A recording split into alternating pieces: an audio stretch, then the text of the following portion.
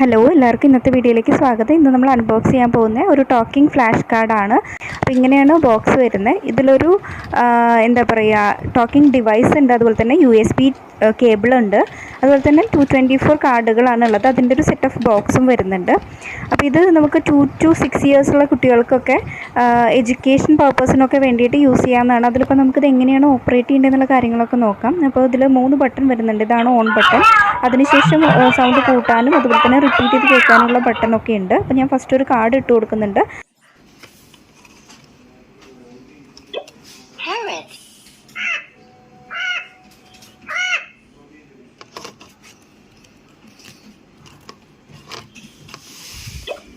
Starfish,